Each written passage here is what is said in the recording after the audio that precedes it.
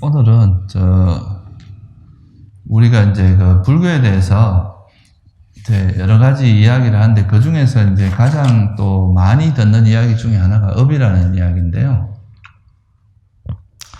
근데 이 업이라고 하는 이제 말이 보통 사람들이 이제 그런 업과 업의 결과, 그러니까 소위 말하는 인과 이거하고 숙명론적인 이제 숙명론하고가 좀 이제 구분을 잘 못하는 경우가 많습니다.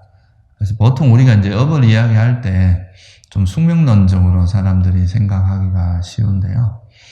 그래서 이제 그 부분에 대해서 한번 좀 살펴보려고 하는데요. 결론부터 말씀을 드리자면 이제 업은 숙명론하고는 좀 다릅니다. 숙명론이라고 하는 건 이제 우리 삶이 이미 다 정해져 있어가지고 딱 그 정해진 룰에 의해서 살아간다는 그런 개념이지만 이 업이라고 하는 것은 그런 개념이라기보다는 우리가 한 행위의 어떤 행위가 앞으로의 우리 삶에 영향을 주고 그것이 어떤 조건이 돼서 우리 삶에 이제 여러 가지 변화나 영향을 줄 수 있다라는 개념이라서 훨씬 더 이제 업이라는 개념이 유연한 개념입니다. 근데 이제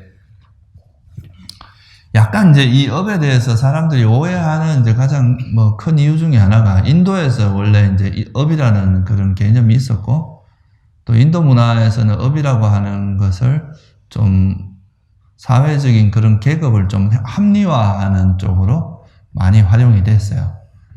여러분 다 아시다시피 인도에는 사승 계급이라는 게 있었잖아요. 그죠?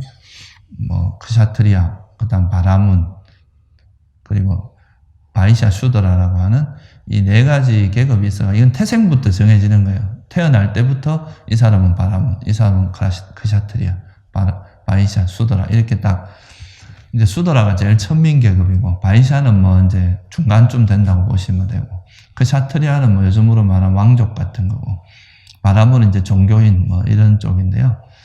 그래서 그런 것이 이제 딱 정해져 있다고 보는 그런 입장이 좀 강하죠.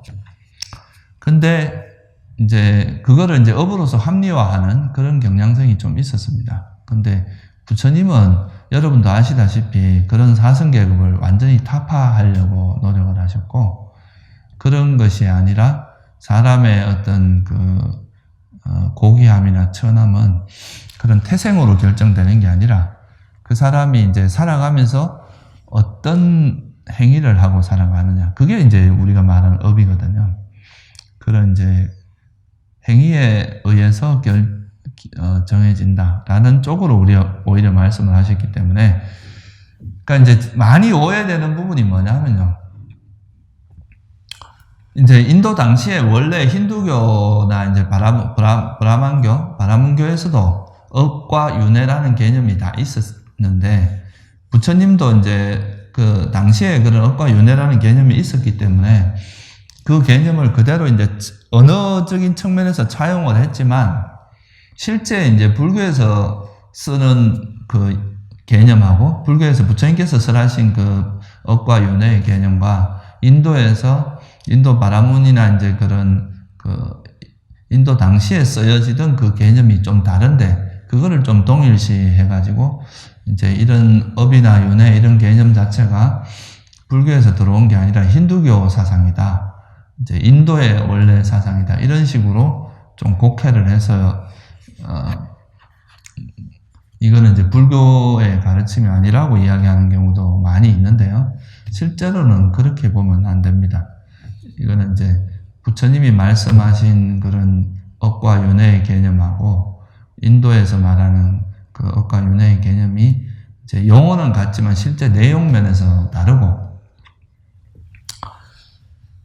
그리고 이제 그게 이제 똑같은 용어를 쓰지만 그거에 이제 담겨져 있는 의미를 전혀 다르게 해석을 했기 때문에 이제 그걸 동일시하면 안 되고요. 그 중에 이제 윤회에 대해서는 제가 몇 번 말씀을 드렸고 오늘은 이제 그 업이라고 하는 개념을 그럼 불교에서는 어떻게 바라보고 있는지 그거에 대해서 좀 설명을 드리려고 하는데요.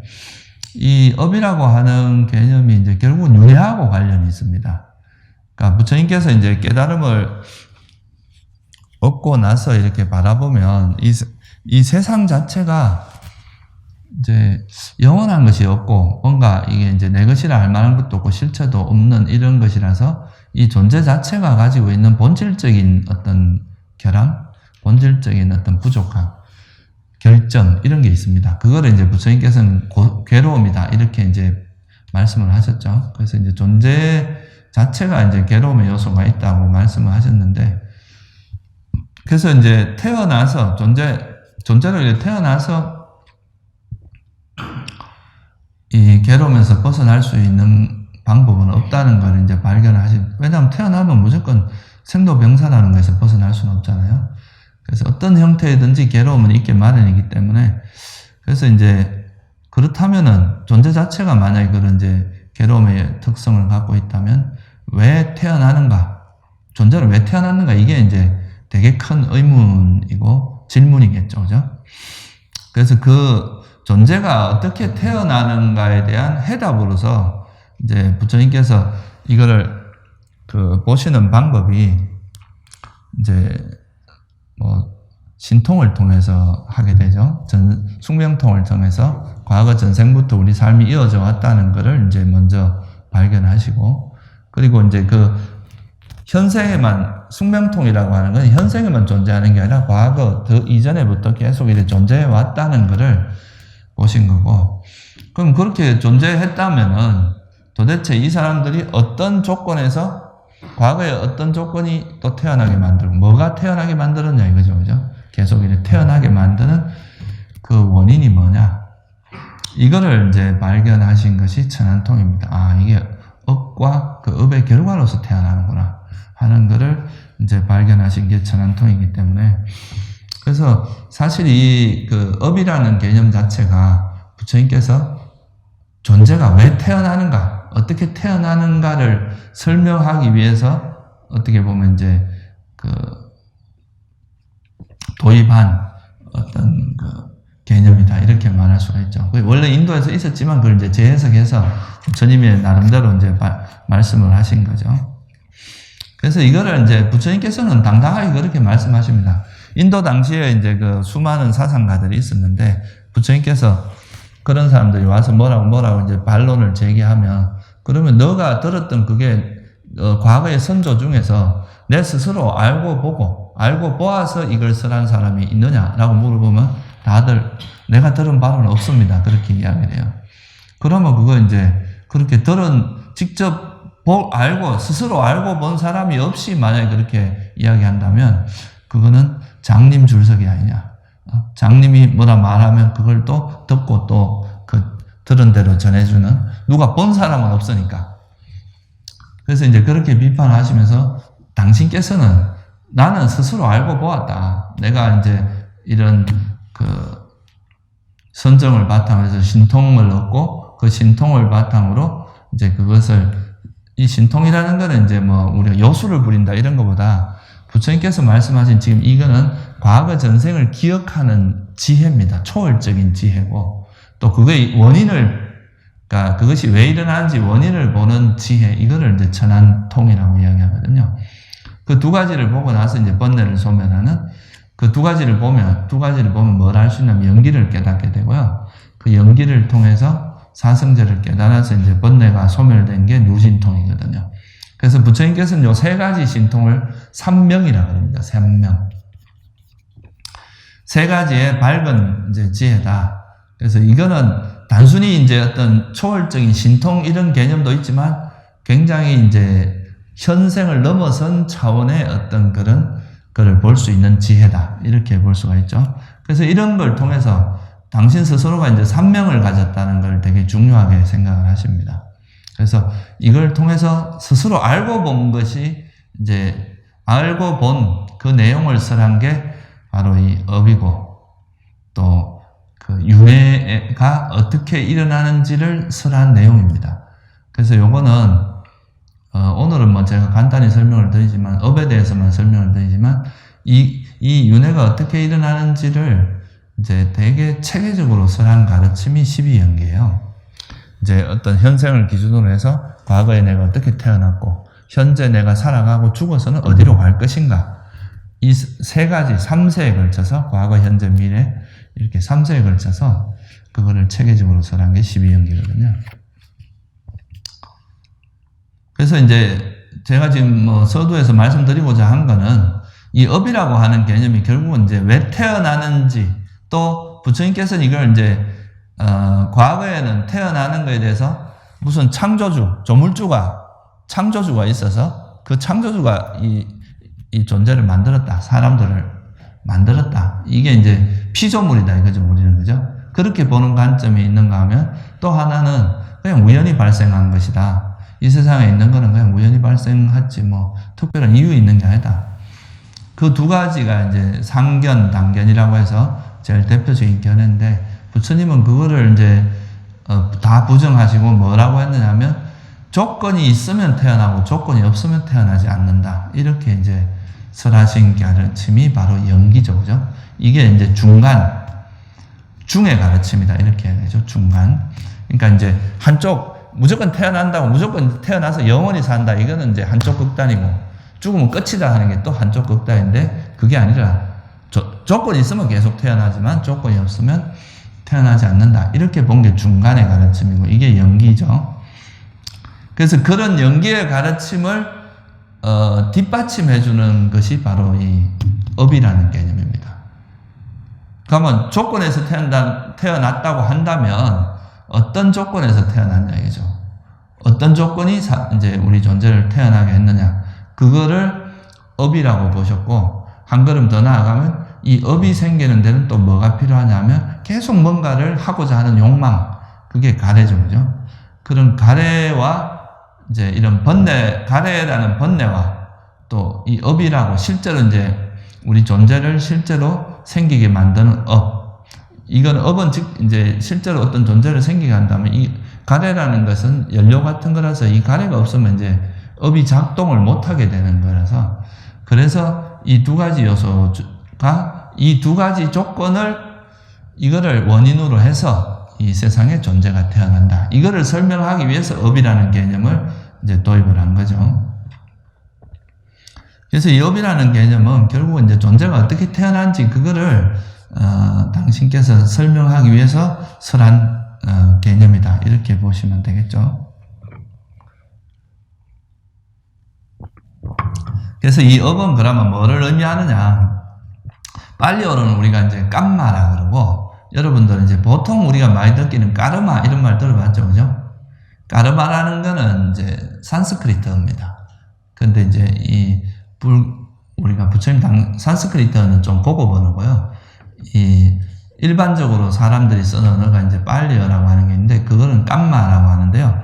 이 깜마는 원래 어근이 이제 뭘 하다 이런 뜻이에요. 이제 깜마라는 뜻 자체가 끌으라고 하는 그 어근에서 온 건데, 뭘 한다, 뭘 하는 거, 이거를 이제 깜마라고 하죠. 그래서 행위라고 보시면 됩니다. 뜻 자체가. 우리가 영어로 말하는 do, 뭐 하다 이런 거 있잖아요. 그죠? 그래서 뭔가 하는 거를 깜마라고 했어요. 그래서 근데 이제 불교에서는 이거를 뭘 하는데, 우리가 사람들이 불교적으로 봤을 때는 이 몸이 뭘 하는 게 아니라고 본 거예요. 몸은 그냥 도구일 뿐이고, 실제로 이 행위를 행하는 그것은 마음에 의해서 이루어진다고 본 거죠. 그죠? 그걸 우리가 뭐라고 보냐면 의도를 하면서, 내가 이렇게 손을 이렇게 드는 거, 이것도 내가 이거를 짚고 들어야지 하는 마음이, 의도가 일어나고 나서 이런 행위가 일어난다는 거죠. 그래서 보통 이제 우리가 어떤 행위를 뭘 한다고 할 때는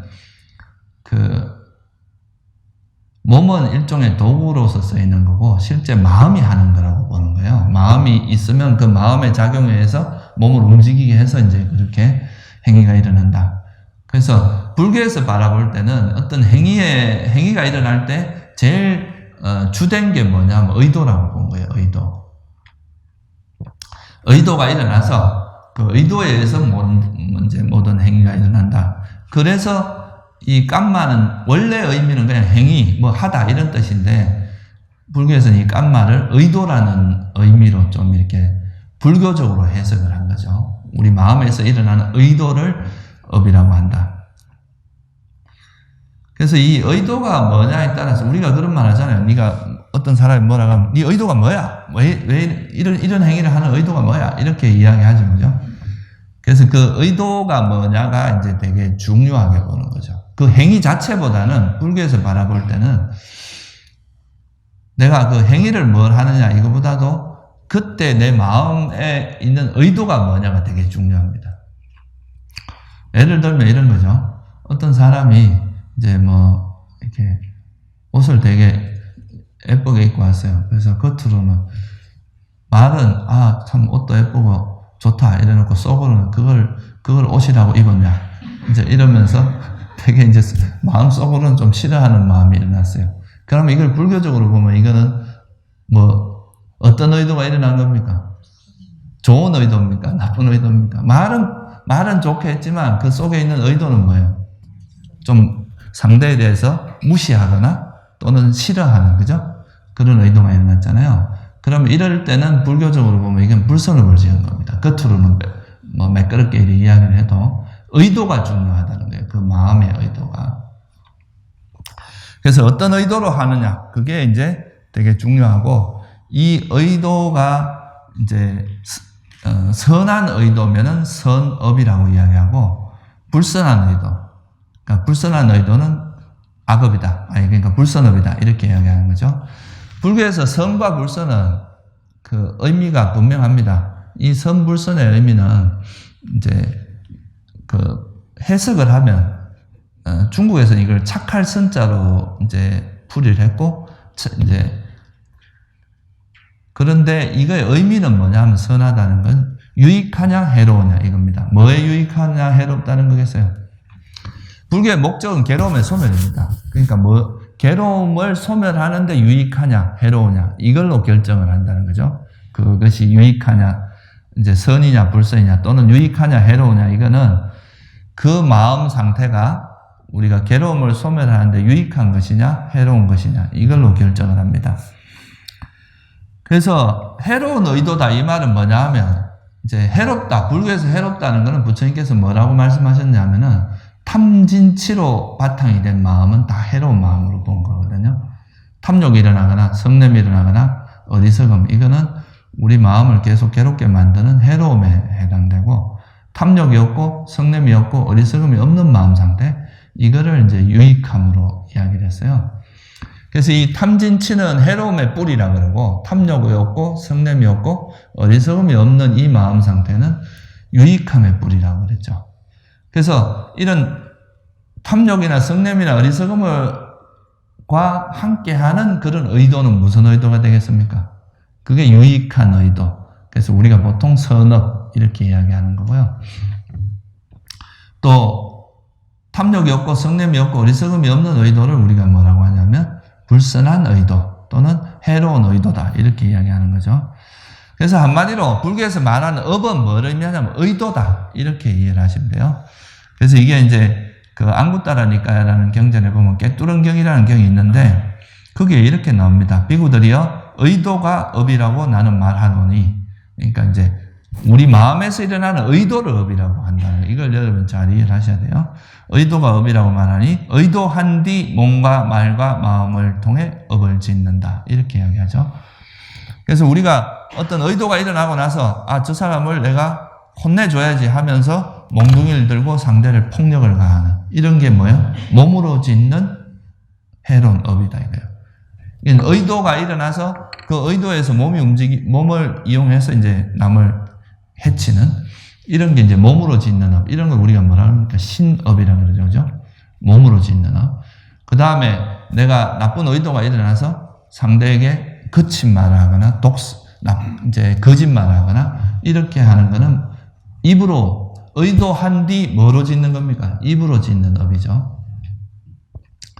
또 마음으로 겉으로 뭔가 말로서 표현은 안 했지만 마음을 통해서 내가 이제 저 사람을 언젠가는 내가 혼내줘야 되겠다. 또는 그 사람에 대한 화가 일어나거나 이렇게 했을 때 그 의도를 우리는 그 마음으로 짓는 의업, 마음으로 짓는 업이다. 이렇게 표현하죠. 그래서 우리가 신구이 삼업이라고 이야기하는 게 그 말입니다.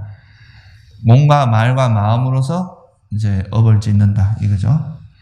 그래서 이 의도가 업이라고 하는 것이 불교적인 관점에서 해석한 겁니다. 이건 굉장히 다른 데하고는 조금 다른 개념이에요. 그래서 의도라는 걸 되게 중요하게 생각을 했죠. 외도들 중에서도 인도의 뭐 자이나교나 이런 데서도 이제 업을 이야기했지만 거기서는 불교에서 말하는 의도하고는 개념이 좀 다릅니다. 그래서 불교적 부처님께서 말씀하신 그 업은 뭐라고요? 우리 마음에서 일어나는 의도를 업이라고 한다. 근데 이 마음 중에서도 유익하거나 해로운 마음은 좀 마음의 힘이 셉니다. 그러니까 그 마음이 힘이 세기 때문에 이거는 지금 한번 일어난 걸로 끝나는 게 아니라 이 마음이 다음에 영향을 줘요. 우리가 그런 것도 있잖아요. 이 세상에도 그냥 일어났다가 뭐 세상에 태어났다 존재감 없이 죽는 사람도 있는가 하면 그 사람이 한번 태어나서 세상에 굉장히 큰 영향을 주고 죽는 사람도 있잖아요. 그죠? 똑같은 사람이지만 그런 영향력은 좀 많이 다를 수 있단 말이에요. 그죠? 그런 것처럼 우리 마음도 이 마음이 일어났다 사라지면서 별로 뭐 다음 마음에 영향을 안 주고 그냥 한번 일어났다 사라지고 끝나는 마음도 있지만 어떤 거는 앞으로의 우리 삶, 앞으로의 그거에 영향을 굉장히 많이 주는 마음이 있어요. 예를 들면 이제 탐욕, 성내, 머리스러움 이런 게 이제 영향을 많이 주는 마음이죠. 내가 뭔가를 해야 되겠다라고 집착이 강하면 그거를 어떻게든 해내기 위해서 그런 방향으로 계속 마음도 쓰게 만들고 행동도 하고 삶도 그렇게 살아가게 하겠죠. 이런 마음들은 앞으로 우리 삶에 굉장히 큰 영향을 주는 마음 상태입니다. 그래서 이런 것은 해로운 마음도 앞으로 우리에게 일어나는데 되게 큰 영향을 주고 그리고 이제 이런 지혜, 삼매 또는 뭐 자비심 이런 것도 우리가 마음에 자비심이 많으면 또 앞으로 행동에도 그 남을 대할 때나 이럴 때 영향을 많이 주겠죠. 그죠? 그럼 여러분처럼 이렇게 이제 불교를 공부하는 지혜가 생기면 앞으로 또 사람을 대할 때 지혜롭게 대할 거 아니에요. 그죠? 그런 식으로 이제 이 선업과 불선업이 참 이 선한 마음과 불선한 마음은 또는 유익한 마음과 해로운 마음은 앞으로의 삶에 영향을 많이 줘요. 그래서 이거를 이런 업이라는 것은 그 업에 의한 결과가 일어난다. 이렇게 이야기를 하는 거죠. 그 결과가 뭐냐면 영향을 준다는 이야기예요. 그러니까 앞으로 일어나는데 여러분 지금 화를 엄청 내면은 그게 한 1시간 뒤에도 어떤 삶에 영향을 줄 수 있잖아요. 그죠? 그런 것처럼 우리에게 일어난 그런 마음이 앞으로 일어난 마음에 영향을 줄 수 있는 마음이 주로 유익하고 해로운 마음입니다. 그래서 그 두 가지를 특별히 업이라고 한다. 조금 더 구체적으로 이야기하면 그렇다는 거예요. 그러니까 의도 자체가 선한 마음이나 유익한 마음과 함께하는 유익하거나 해로운 마음과 함께하는 그 마음에 있는 의도를 특히 업이라고 한다 이거예요. 그래서 업은 항상 그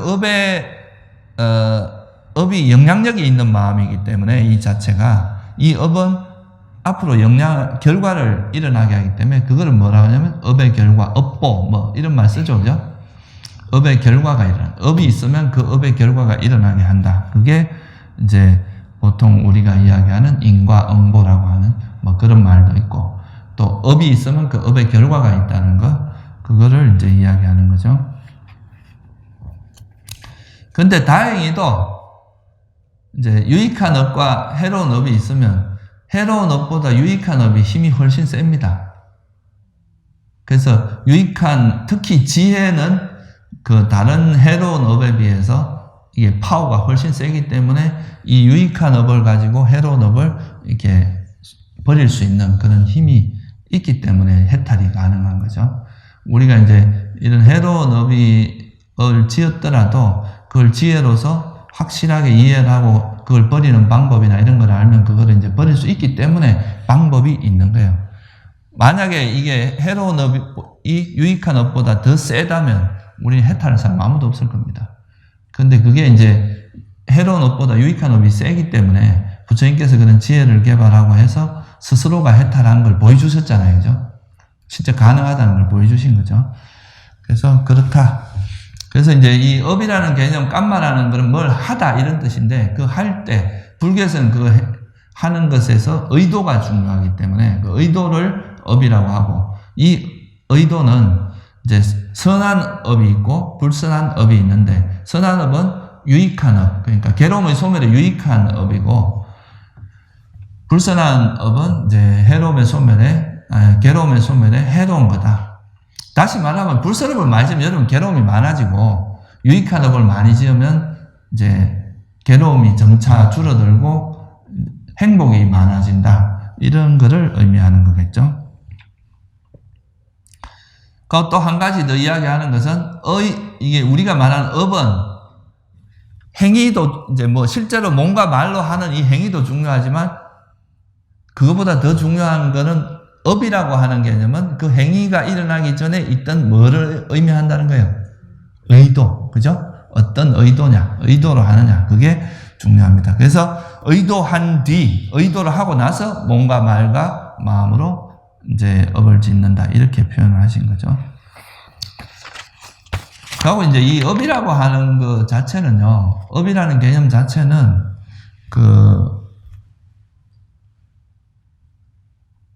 업 자체는 의도, 그러니까 우리가 선한, 유익한 마음이나 해로운 마음에서 일어나는 의도니까 이 마음은 영원합니까? 영원하지 않습니까? 우리 마음이라는 게 일어났다가는 사라지잖아요. 그죠? 어떤 마음이 일어나서 계속 그 마음이 평생 유지되는 경우는 못 봤죠. 그죠? 항상 일어났다 사라집니다.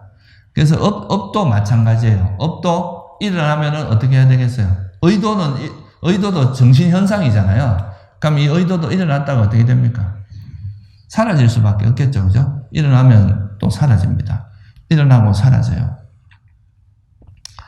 그러면 이게 마음이 일어났다가 사라지고 났는데 이게 어떻게 또 결과를 맺느냐. 그죠? 업이 있으면 업의 결과가 있는데, 그럼 업은 일어났다 사라지는데 그러면 이게 어떻게 결과가 일어나냐. 이제 이렇게 생각할 수도 있는데, 그거는 이제 그 마음, 우리 마음이라는 게 참 신기해가지고요. 아무리 오래된 거라도 기억할 수 있는 능력이 있어요. 또 그 마음이 아까도 말했지만 이 마음의 원리 자체가 이런 해로운 마음을 일으키면 그거로 인해서 안 좋은 마음 상태가 다시 일어나고, 그것이 유익한 마음 상태를 일으키면 그걸로 인해서 또 좋은 가보가 오는, 좋은 결과가 일어나는 이런 이제 그게 있다는 거예요. 그 마음이 영향을 주기 때문에 그렇습니다.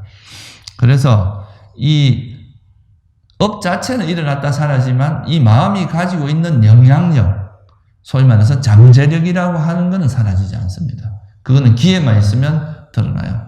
이거는 쉽게 이야기해서 이 나무에 소리가 있습니까? 없습니까? 이 나무 안에 소리가 들어있어요? 안 들어있어요? 안 들어있는데 이 나무는 소리를 일으킬 수 있는 가능성을 가지고 있죠. 그죠? 이 단단함과 단단함이 부딪히면 소리가 날 수 있잖아요. 이렇게 부딪히면 소리가 나잖아요. 그죠? 그러면 이게 나무에서 난 소리입니까? 이 종에서 나는 소리예요.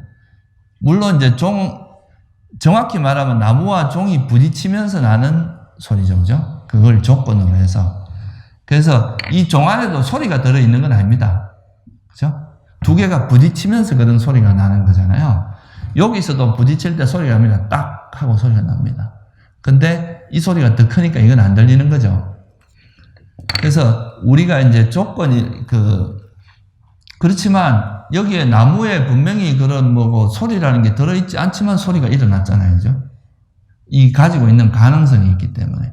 마찬가지로 우리 마음에서도 그 업이라는 것은 사라졌지만 그 업이 가지고 있는 잠재적인 가능성이 어떤 조건이 또 갖추어지면 그게 그 조건이 성숙되고 조건이 만들어지면 그거에 따른 이거에 대한 결과가 일어난다는 거죠. 이게 이제 업과 업의 결과라고 하는 이유입니다. 그래서 이런 걸 우리가 뭐라고 하냐면 업의 잠재력이라고 이야기하거든요. 좀 쉽게 말하면 업력이라고 하죠. 업력. 그죠? 업력이 있어가지고 업이 가지고 있는 잠재력이 어떤 조건이 갖춰지면 다시 이제 그 마음 결과가 있게 한다는 거죠. 좀 더 쉬운 예를 들어보면 여러분들이 지금은 어린 시절에 계속 생각하고 있는 건 아니잖아요. 그죠? 어릴 때의 추억이나 이런 걸. 근데 우연히 여행을 가가지고 옛날에 고향에 갔는데 고향에 있는 학교 근처를 이렇게 지나게 되면 그 학교라는 그 환경, 그 학교 외형적인 모습이 자극을 그게 이제 하나의 조건이 되죠. 이런 조건에 의해서 과거에 어릴 때 추억이 막 떠오를 수 있잖아요. 그죠? 어릴 때 생각은 그때 일을 한번 하고 끝나버렸지만 이런 외형적인 학교라는 조건이 이렇게 만들어지면 그거에 어린 때 추억이나 이런 게 떠오르잖아요. 이런 것도 일종의 그 업의 결과입니다. 그 조건에 의해서 만들어진. 그래서 이 업은 지금 여러분들이 지금 결과를 안 맺는다고 해서 그 업이 완전히 없어진 건 아니에요. 언제나 조건이 갖추어지면 태어날 수 있는 가능성은 항상 가지고 있다. 그거를 이해하죠. 그 가능성에 의해서 결과가 일어난다는 거죠. 또 하나 예를 들면, 우리가 이제 밭에다가 사과 씨앗을 이제 이렇게 뿌렸어요. 근데 이 사과 씨앗은 좀 있으면 이제 없어집니다. 그죠? 근데 이 씨앗이 좀 지나면 이제 여기서 뿌리가 막 나오고, 이건 석 없어지면서 이게 이제 거름도 주고 물도 주고 햇빛도 있고 막 이렇게 잘 관리를 해주면 이 씨앗이 나중에 나무가 되고, 나무가 돼서 사과 열매를 맺잖아요. 그죠? 그렇죠. 씨앗 자체에 사과가 들어있는 건 아니에요. 그죠? 그렇지만 씨앗은 사과 열매를 맺을 수 있는 잠재력, 가능성을 가지고 있잖아요. 이게 이제 나중에 사과 열매를 맺게 하는 것과 똑같다 이거예요. 우리가 업을 짓는 것도 업을 지었을 때 그 업은 사라지지만 그 업이 가지고 있는 가능성 때문에 조건이 만들어지면 결국에는 그 결과가 맺어진다. 이런 개념으로 이해를 하시면 돼요. 그래서 어떻게 보면 우리의 삶은 이제 살면서 이런저런 업을 짓고 그 업에 의한 결과로서 또 뭔가 나타나는, 현생에도 나타나고 이게 미래에도 나타나기 때문에 그런 것들이 계속 우리 삶을 만들어 나간다 해도 과언이 아니다 이거예요. 여러분들 어릴 때 되게 열심히 공부하고 또 바르게 살려고 하고 착하게 살려고 하는 그런 업을 계속 지었어요. 그러면 현재 삶도 되게 지혜롭고 또 잘 살고 또 별로 필수품이 부족하지 않은 그런 삶을 살 수 있겠죠. 그죠?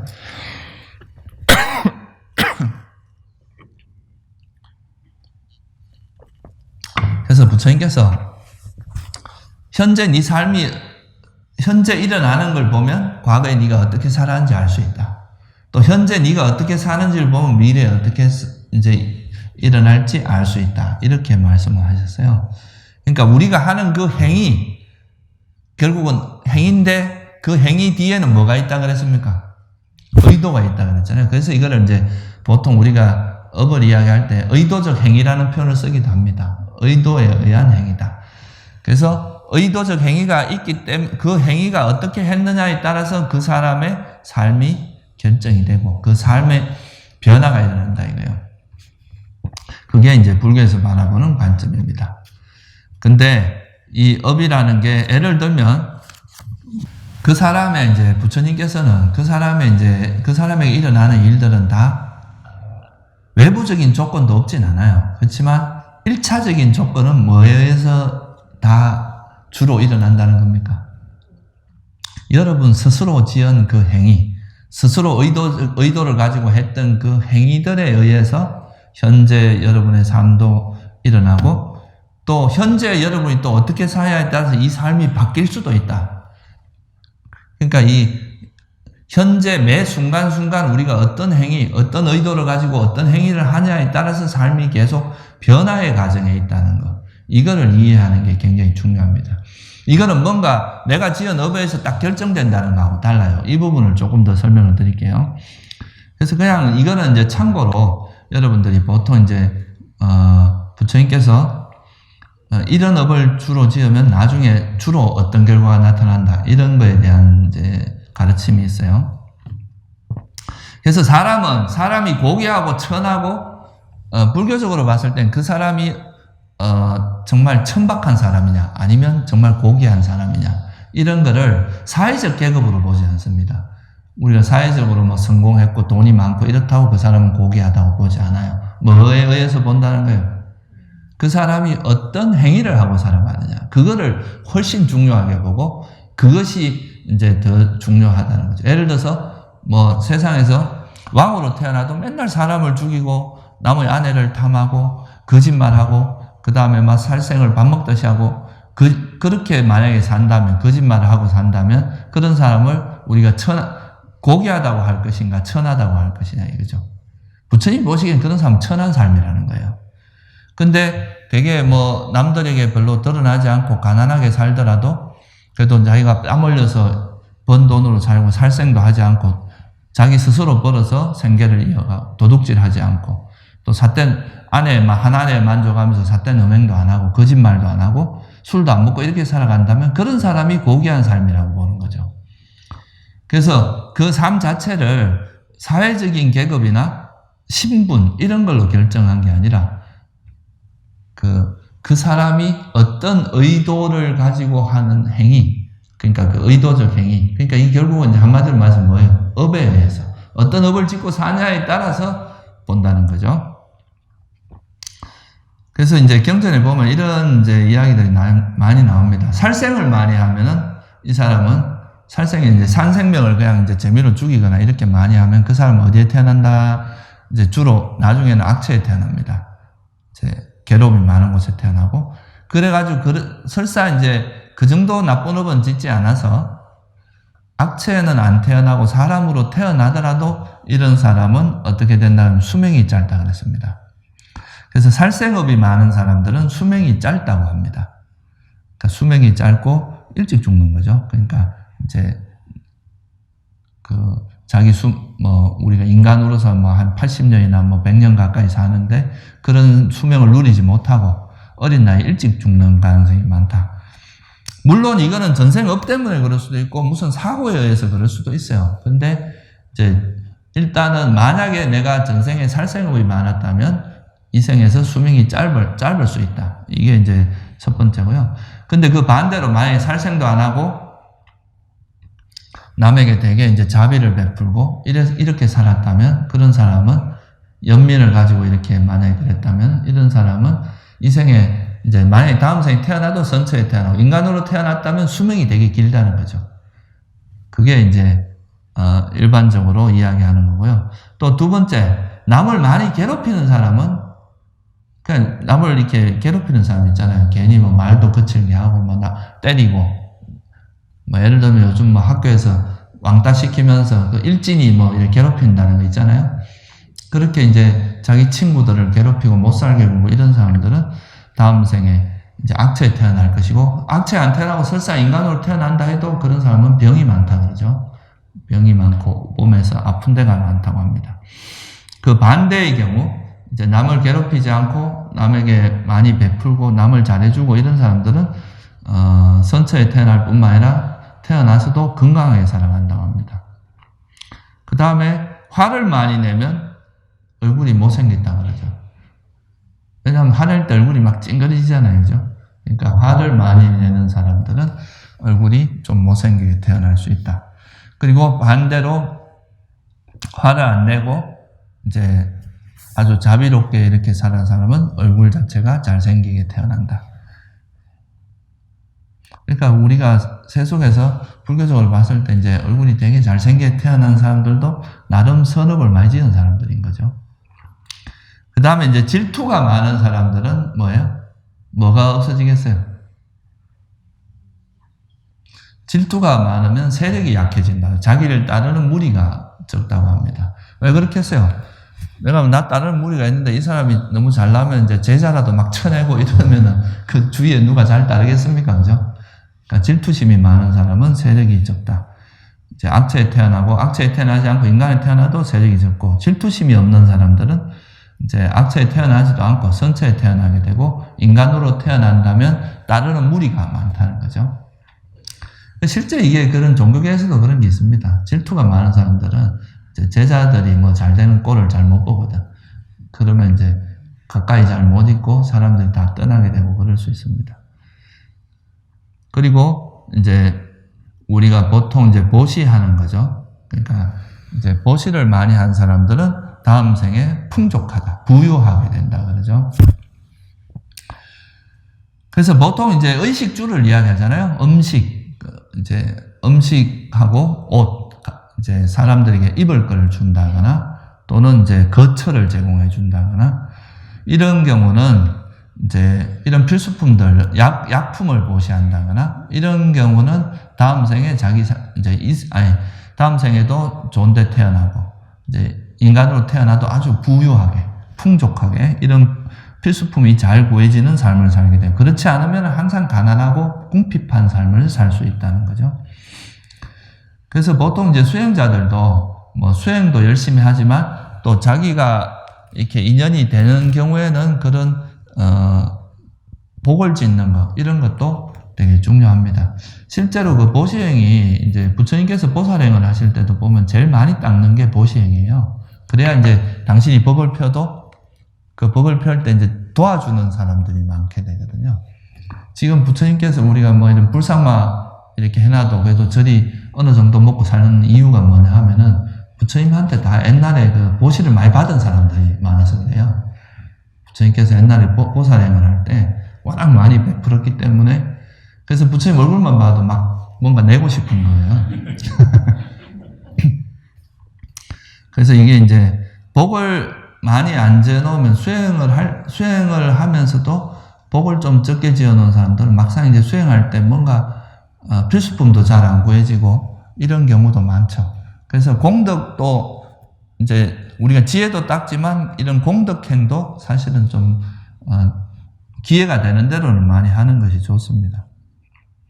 그래서 보통 음식을 보시하면 힘을 주는 보시라 그러고, 탈 것을 보시하면 행복을 주는, 그러니까 뭐 누굴 태워주고 이런 거는 행복을 주고, 그 다음에 뭐 우리가 거처, 그러니까 특히나 이런 이제 수행자들이 사는 집을 보시하는 거는 일체 보시라 그러죠. 모든 게 다 들어간다 이거예요. 거기 그 거처 안에서 뭐 먹는 것도 이루어지고 모든 게 다 이루어지기 때문에, 그래서 거처 보시하는 건 정사를 보시하는 건 일체를 보시하는 거다, 그렇게 이야기하죠. 그래서 이런 필수품을 보시하면 부유해진다, 이게 있고, 또 공경해야 될 사람을 공경하지 않는 거. 그러니까 저분은 되게 덕도 높고 지혜도 높고 훌륭한데 자기 자존심과 거만한 자만심 때문에 그런 사람을 공경하지 않는 사람은 낮은 가문에 태어난다고 이야기를 하죠. 그리고 이제 공경해야 될 사람을 공경하면 높은 가문에 태어납니다. 이건 이제 자만심이 많은 사람들은 이제 좀 그럴 수도 있다 이야기고, 또 하나, 이제 마지막으로 7번째는 질문하지 않는 사람, 우둔한 사람들. 이거 되게 여러분 잘 들어야 됩니다. 네? 이게, 그러니까 이것은 유익한 것입니까? 해로운 것입니까? 이거는 비난받을 일입니까? 비난받지 않을 것입니까? 이건 내가 따라야 됩니까? 따르지 않아야 됩니까? 이런 것들을 이제 질문하는 사람은 지혜가 생기고, 그거에 의해서 지혜로운 사람이 되지만, 질문하지 않는 이제 침묵을 하는 유형도 여러 가지가 있다 그러거든요. 진짜 말이 필요 없어서 침묵하는 것도 있지만, 무식해서 질문할 게 없어서 질문하는 경우도 있다고 하는데, 우리가 질문을 던짐으로써 지혜가 이제 성장할 수 있다는 거예요. 질문하는 사람은 질문하지 않으면 우둔한 사람으로 태어난다 그러죠. 이게 지금 제가 말씀드린 이 7가지가 업분석의 짧은 경이라는, 마치마니까에 보면 이제 업을 분석한 짧은 경이라는 경이 있어요. 이 경에 나오는 이야기입니다. 지금 제가 말씀드린 게. 그래서 이 수행을 하는 사람은 이제 불교를 공부할 때 우리가 그냥 수행도 하지만 자기가 이제 이렇게 공부하고 나서 뭔가를, 부처님께서 왜 이 세상은 무상하다 그랬을까? 왜 원인이 있다고 했을까? 이런 그 부처님 말씀하신 거라든가 이런 진리에 대해서 계속 의심을 가지면, 의심이라기보다 질문을 던지는 게 되게 중요합니다. 왜? 그러니까 불교는 원인을 찾는 가르침이거든요. 원인에 대한 이해가 되게 중요하거든요. 그래서 그런 질문을 잘함으로써 지혜가 성장된다는 것.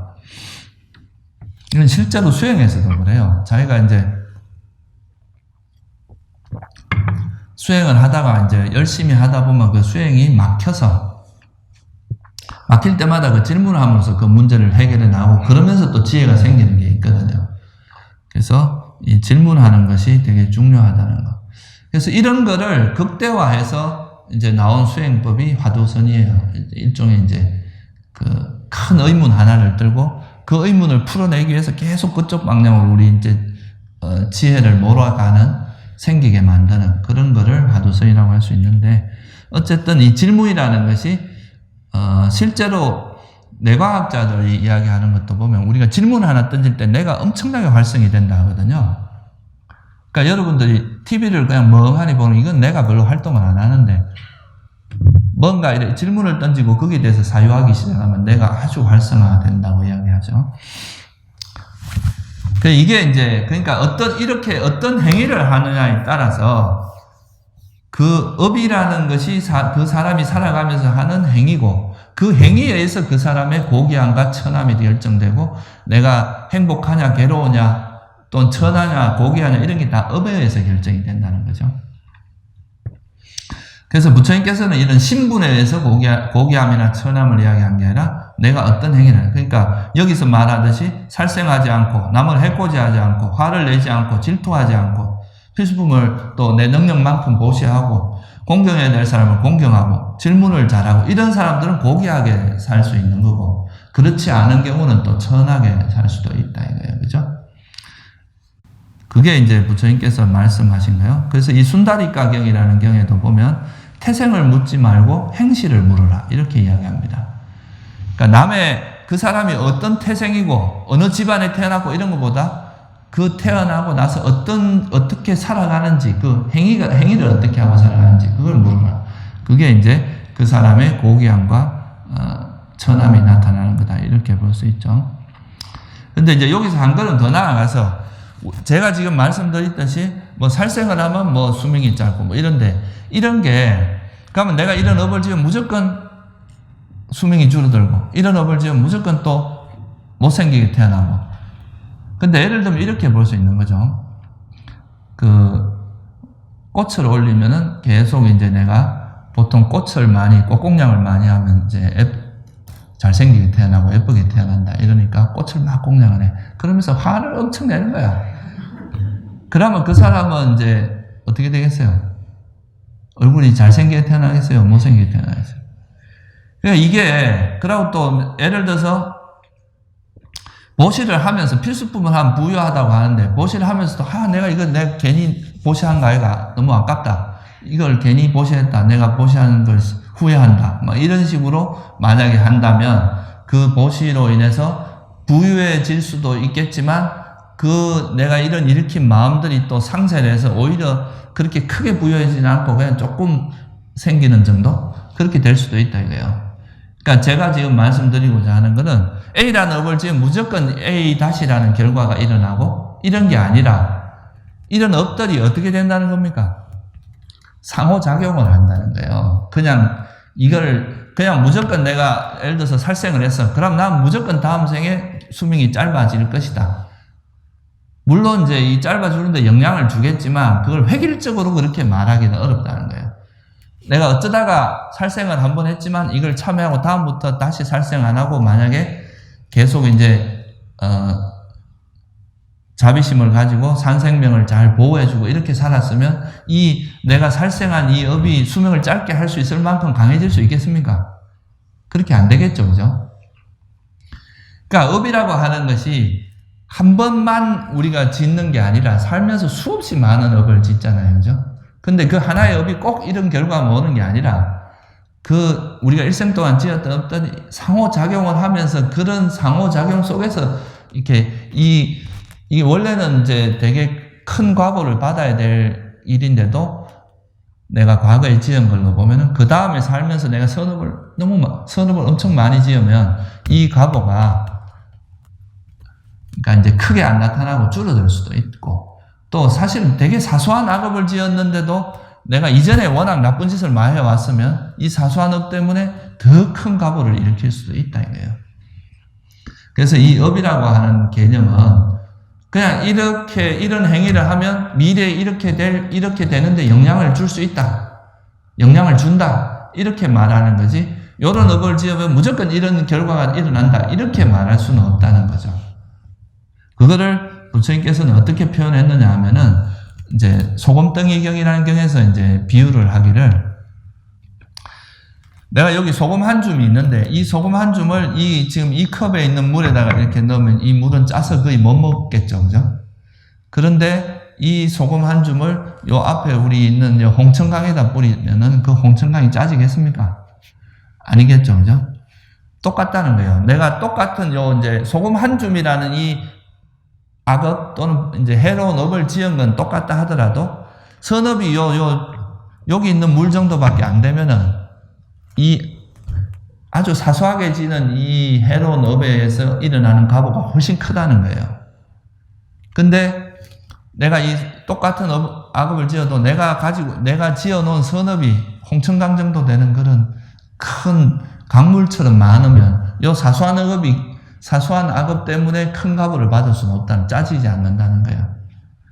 그래서 이 업이라고 하는 것이 어떤 획일적으로 기계적으로 작용하는 게 아니라 그 내가 일생 동안 지었던 업들 간에 상호작용을 한다는 거죠. 그 상호작용을 해서 이루어지는 것이 그렇다. 그래서 여러분들 이런 거를 좀 잘 이해를 해야 됩니다. 업을 너무 기계적으로 이해를 하면 내가 이제 오늘 살생했으니까 난 또 다음 생에 수명이 줄어들겠구나. 또 그리고 나는 이제 이미 악업을 지었기 때문에 나는 이제 큰일 났다. 두려워. 물론 이제 그런 거에 대해서 참여하고 이걸 계속 이렇게 하면 나한테 큰 불이익이 있겠다 하고 이해하는 건 좋은데 그걸 너무 기계적으로 숙명론적으로 이해를 해서는 안 된다 이거예요. 이런 업을 지으면 과거에 지은 업은 무조건 이 생에 또 이런 결과가 일어날 수밖에 없다. 이게 아니라는 거예요. 그죠? 더 극단적으로는 예를 들어서 내가 과거에 되게 안 좋은 행위를 했어. 앙굴리말라 같은 경우는 출가하기 전에 999명이나 살인을 했어요. 사람을 죽였단 말이에요. 그러면 이거는 이 생에도 감옥에 들어가야 되고 다음 생에도 굉장히 오랜 세월 동안 악체 지옥에 태어나서 고통을 받아야 될 큰 악업을 지은 겁니다. 그런데 이분은 출가를 했어요. 부처님을 만나고 출가를 해서 극적으로 아라한이 됐어요.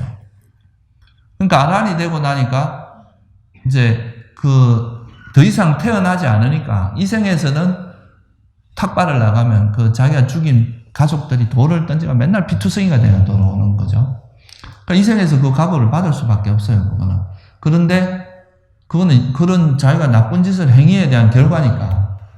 근데 이분은 이제 돌아가시면 더 이상 태어나지 않으니까 과거에 아무리 나쁜 짓을 해도 이게 가보를 맺을 토대가 없어진 거예요. 그래서 그분은 단지 그 생에, 남은 생에만 좀 고통받다가 그냥 모든 괴로움으로부터 소멸이 된 거죠. 그죠? 그러니까 이런 게 이제 업이라고 하는 것이 딱 획일적으로 결정이 된다기보다는 그러니까 우리가 그런 이제 정말 깊이 참여하고 그런 거를 한다면 그 업이 오히려 이제 좀 상쇄되고 줄어들 수 있다는 거죠. 진심으로 참여를 하고 그거를 다른 방향으로 살아간다면. 그래서 이 업과 업의 결과는 서로 상호작용한다는 것을 잘 이해를 해야 됩니다. 제가 몇 가지 예만 들어드릴게요. 사실 이것도 이제 아까 제가 말씀드린 건 업분석의 짧은 경이라는 경이 나오는 거고 지금 말씀드린 건 긴 경이에 나오는 건데 여기 보면 이제 우리가 예를 들어서 뭐 살생을 하고 도둑질을 하고 삿된 음행을 하고 거짓말하고 술을 마시고 이러면은 보통은 악체에 태어나잖아요.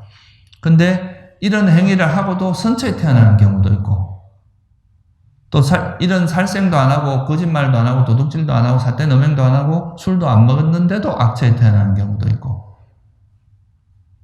또 살생 그러니까 이제 오계를 어기고 또 이제 악체에 태어나는 경우도 있지만 오계를 어겼지만 선처에 태어나는 경우도 있고 또 오계를 안 어겼지만 악체에 태어나는 경우도 있고 오계를 안 어겼지만 선처에 태어나는 경우도 있다 이거야. 좀 되게 웃기죠, 그죠? 많이 이상하죠. 근데 이건 뭐냐 하면 그러니까 평생 동안 만약에 오계를 어겼으면 이 사람은 100% 악체에 태어나겠죠. 근데 이제 내가 오계를 어기고 잘못 살다가도 또 나중에 이제 참회를 해서 그거로부터 내가 이렇게 살면 잘못됐다. 그렇게 생각을 하고 그 이후의 삶부터는 오계를 안 어기고 선업을 계속 행하면서 사는 경우는 이 선업의 힘 때문에 다시 선처에 태어날 수도 있다 이 말이에요. 그러니까 이걸 획일적으로 이해하기 안 된다는 것에 대한 중요한 어떤 법문이라고 할 수 있습니다. 예를 들면 부처님 당시에 이제 대지백정 쭌다라는 사람이 있었는데 이 사람은 평생 동안 돼지를 죽여갖고 먹고 살았어요. 돼지를 죽인 걸로 살았는데 한 번도 그러고 선행을 해본 적이 없어요. 부처님께서 그때 나셔갖고 부처님 바로 옆에 기원정사가 가까운 데 기원정사가 있었는데도 그게 한 번도 가서 법문도 듣지 않고 맨날 돼지를 죽여서 그렇게 이제 돼지고기를 먹고 막 죽일 때도 굉장히 잔인하게 죽였어요. 육지를 부드럽게 하기 위해서 돼지를 막 몽둥이로 때리고, 그 다음에 속에 내장을 깨끗이 하기 위해서 뜨거운 물을 부어서 그거 이제 다 씻어내고, 그렇게 고통을 주면서 죽였단 말이에요. 그러니까 이 사람은 계속, 그러니까 오계를 어기는 악행을 했고, 죽기 전까지 계속 악행만 이어졌어요. 그래서 이 사람은 결국은 어떻게 하면 죽어서는 지옥에 태어났고, 죽기 전부터 고통을 받습니다. 죽기 한 일주일 전부터 손과 발이 이렇게 오므라들면서 돼지처럼 기어다니고, 그리고 이제 죽어서는 지옥에 태어나서 엄청나게 고통을 받는 이런 이제 과보를 받았다고 하죠. 그런 결과가 일어났다고 합니다. 이게 이제 악행을 하고 평생 동안 악행을 해서 오계를 어기고 또 평생 동안 오계를 계속 어기면서 그렇게 살아서 악체에 태어난 경우고. 근데 또 어떤 경우는 이렇게 이제 나쁜 짓을 이제 소나존자의 아버지 같은 경우는 소나존자가 이분은 원래 사냥꾼이었습니다. 사냥꾼이었는데 한 60 동안 이제 사냥을 하다가 나이가 드니까 이제 더 이상 사냥을 할 수 없게 되니까 출가했어요. 출가해서 이제 스님이 됐는데, 근데 이 사람이 이제 아파서 죽을 때가 되니까 보니까 뭐가 일어나냐 하면은 이제 그 검은 개가 막 쫓아오는 게 보이는 거예요. 이게 이제 지옥에 태어날 징조거든요. 근데 소나존자 아버지가 누구였냐면 아라한이었어요. 그래서 이분이 보니까 곧 지옥에 태어날 것 같은 거예요. 그러니까 이제 아버지께서 이제 소나존자께서 이 아버님한테 이제 꽃을 사오게 해서 이렇게 이제 불탑이 있는 데다 가서 이제 정중하게 예배를 드리고 부처님께 이렇게 내가 아버님을 위해서 이제 꽃을 공양을 했고 이랬다고 이야기를 하니까 이 아버지가 그때 마음에서 아주 청정한 신심이 일어난 거예요. 이제 부처님에 대한 또 불법성 삼보에 대한 아주 청정한 신심이 일어나서 그러면서 이제 죽음을 맞이하게 됐는데 그때 이제 한 말이 뭐냐면 내가 이제 꿈을 꿨는데 꿈에 자꾸 너 새어머니가 보인다 이렇게 이야기하는 거예요. 그게 이제 천정, 이제 천상에 태어났을 때 천정가 보이는 걸 그렇게 표현했다고 하죠. 그래서 이분은 살면서 이제 60평생 동안에는 뭘 많이 했습니까? 사냥꾼이었으니까 살생을 많이 했죠. 그래서 원래 그냥 내버려 뒀으면 이 사람은 어디로 태어났겠어요? 악체에 태어나고 그로 인해서 많은 고통을 받았을 거예요. 근데 이 아라한인 아버지의 도움으로 이제 죽기 전에 되게 큰 선업을 지은 거죠. 그래서 이 운명이 바뀌어버린 거예요. 이 업의 힘 때문에 오히려 선처에 태어나게 된 거죠. 그래서 이제 이거는 아까 말했듯이 처음에는 오계를 어기고 살았지만 죽음에 가까이 가서 선업을 많이 지음으로써 이게 이제 태어나는 것이 천상으로 바뀐 경우죠. 또 하나의 경우는 평소에 또 선업을 많이 지었고 오계를 잘 지키고 계도 잘 지키고 살았는데 죽기 전에 좀 악업을 지어서 악체에 태어나는 경우도 있습니다. 그게 이제 띠사 장로라는 스님에 대한 이야기인데 이 스님은 평소에 되게 이제 무난하게 계도 잘 지키고 수행도 하고 이렇게 하면서 스님으로서 잘 살았는데 죽기 전에 이제 누구한테 되게 좋은 가사를 보시를 받았어요. 근데 그 가사를 보시 받고 나서 이 가사를 너무 천이 좋고 이래갖고 약간의 욕심이 일어난 거죠. 내일 아침에 이 가사를 지어갖고 참 멋지게 한번 입어봐야 되겠다 이랬는데 그날 뭘 잘못 드시다가 떡을 먹다가 체해서 이렇게 이제 갑자기 돌아가신 거예요.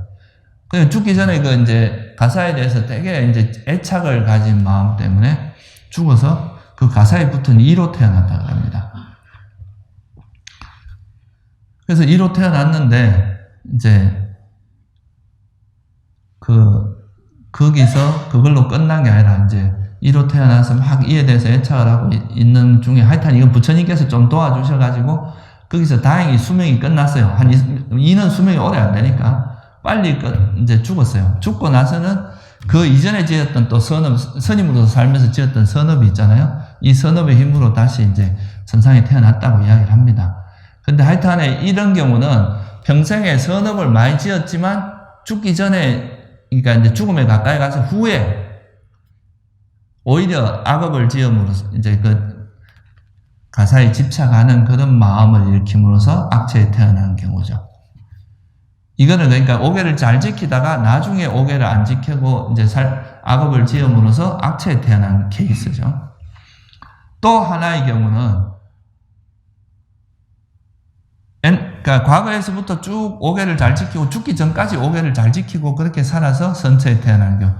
그게 이제 기원정사를 모시한 아나타 빈티카 존자 같은 분이죠.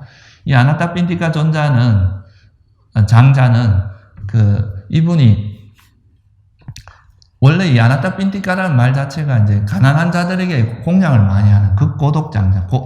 그러니까 아주 외로운 사람들에게 공양을 많이 보시하는 분이라는 이름이거든요. 그러니까 이분은 부처님 만나기 전부터 선업을 많이 지었고, 또 부처님 만나고 나서 바로 수다원이 돼가지고 선업도 잘 지었고, 죽기 전에도 이제 사리불 존자하고 아난 존자를 초청해야 법문을 듣고 돌아가셨어요. 그러니까 이분은 어디 태어났냐면 도솔천에 태어났다 그러죠. 그래서 이분은 평소에도 선업을 많이 짓고 죽기 전에도 선업을 많이 지어서 도솔천에 태어났을 뿐만 아니라 도솔천에 태어나서도 되게 많은 이제 남들보다 훨씬 더 좋은 조건에서 많은 행복을 누렸다고 이야기합니다. 그래서 이게 지금 보면은 지금 이걸 제가 되게 간단하게 설명을 드렸는데, 그러니까 선업을 많이 짓다가도 죽음에 가까이 가서 또 말년에, 초년과 중년에는 선업을 잘 지었지만 또 말년에 악업을 많이 지으면 악처에 태어날 수도 있다. 그리고 초년에는 악업을 많이 지었지만 또 말년에 가서 또 참여하고 선업을 많이 짓게 되면 이거는 선처에 태어날 수도 있다. 그리고 시종일관 악업을 많이 지은 사람은 그건 뭐 어쩔 수 없이 악처에 가야 되겠죠. 또 시종일관 선업을 많이 지은 사람은 당연히 선처에 태어나게 된다. 그러니까 이거는 뭘 의미하냐면요, 악업과 선업이라고 하는 것이 획일적으로 작용한다기보다 살면서 이제 우리가 생활했던 그것에 종합적으로 작용되는 것, 상호작용이 되는 거다. 이런 거를 구체적으로 설명한 예이기도 합니다. 그러면 또 이렇게 말하는 사람도 있을 수 있어요. 아니, 그러면은 뭐 평생 좀 나쁘게 살다가, 악업 좀 짓게 살다가, 죽기 전에 선업 좀 팍 짓고 그만, 죽기 전에 한 크게 보시하고 이러면 또 천천히 태어나겠구나, 이렇게 생각할 수도 있는데, 근데 아까도 말했지만 업의 잠재력은 사라지지 않아요. 그러니까 예를 들어서 악업을 많이 짓고 있다가 선처에 태어났어요. 예를 들면 사냥꾼으로 평생을 살다가 아버지 도움으로 선처에 태어났다 해도 이 악업이 전혀 또 영향을 안 미치는 게 아닙니다. 이제 예를 들면 천상에 태어나도 천상에 태어난 그 삶을 복이 좀 줄어들게, 이제 남들보다 적은 궁전에 살거나 적은 천년을 거느리고 살거나 이렇게 복이 줄어들고 수명도 짧아질 수 있고요. 수명이 이제 천상에서 보통 이제 수명이 33천 같은 경우는 이제 천상년으로 천년, 그러니까 인간년으로 치면 그게 한 몇천만 년 정도 됩니다. 인간의 수명으로 보면. 근데 그 수명을 다 채우지 못하고 일찍 죽을 수도 있고. 그러니까 그 업 자체가 완전히 없어지는 건 아니라는 거죠. 그리고 또 아까 그 띠사 장로 같은 경우도 죽어서 그 죽기 직전에 좀 마음을 잘못 써서 악체에 태어났지만, 일하는 축생으로 태어났지만 그 삶이 금방 끝나고 나니까 또 과거에 지었던 선업이 작용해서 어디로 태어났습니까? 또 천상의 선처로 태어났잖아요. 그죠? 그러니까 우리가 지은 그 업은 완전히 이렇게 아란이 되기 전까지 완전히 없어지진 않아요. 어떤 방식으로든지 영향을 줍니다. 단지 이제 죽기 전에 이제 한 업이 태어나면은 영향을 줄지 몰라도, 그래서 결국은 이제 결론을 이야기하면 그겁니다. 선업은 많이 지을수록 좋다. 그러니까 악업은 적게 지을수록 좋다는 거죠. 그러니까 과거에 이미 내가 지은 건 어쩔 수 없지만 앞으로 남은 여러분들의 삶에서 가급적이면 선업은 많이 짓고 악업은 최소한 적게 짓는 것이 유리하겠죠. 그렇죠, 그죠? 그래서 지금 이제 오늘 제가 그냥 간단하게 업에 대해서 설명을 드렸는데, 업이라고 하는 것은 그냥 단순히 이제 숙명적으로 기계적으로 이렇게 하면 이렇게 되고 이런 게 아니라는 거고, 업은 우리 마음 상태, 우리가 어떤 마음으로 살아가느냐를 사실 이야기하는 거예요. 이 업을 어떤 의도로 살아가느냐, 그거를 그 행위, 여러분들이 어떤 의도로 해서 살아가는지 그 행위에 대한 것이 업이고, 그 행위의 결과는 당연히 이런 행위를 하면 이런 이런 조건을 지으면 그거에 대한 그 영향이 있을 거 아니에요. 그죠? 그거의 결과를 업의 결과 또는 업의 과보다 이렇게 이야기하는 거고요. 그리고 이 업이라고 하는 것은 결코 기계적으로 작용하는 게 아니다. 상호작용을 하기 때문에 여러분들이 만약에 과거에 좀 나쁜 행위를 많이 했다 싶으면 지금부터 선업을 강물처럼 지어야 됩니다. 강물처럼 짓고 또 과거에도 선업을 많이 지었다. 그러면 그 선업의 이익을 많이 봤을 거니까 지금은 또 선업을 더 많이 짓는 것이 좋고 그런 선업 중에서도 가장 수성한 선업은 수행을 해서 이제 번뇌를 소멸하는 게 가장 좋죠. 그러면 모든 번뇌를 소멸해서 아란이 되면 모든 업장이 완전히 소멸됩니다. 아란이 죽으면 더 이상 이제 모든 업이 결과를 맺을 수 있는 모든 가능성이 사라지기 때문에 그렇게 해서 이제 좀 그러니까 모든 수행의 기본은요 선업은 많이 짓고 우리가 이제 선을 행하고 불선을 줄이라 이 말도 그러니까 선업은 많이 지을수록 좋아요. 여러분 기회만 되면 선업을 많이 부지런하게 짓고요. 해로운 법은 웬만하면 짓지 않도록. 뭐 어쩔 수 없이 마음이 움직여서 일어났더라도 빨리 그만두고, 최대한 빨리 멈추고, 그렇게 해서 살아가는 것이 좋습니다. 아시겠죠? 하여튼 선업을 많이 짓기 바랍니다. 오늘 여기서 마칠게요.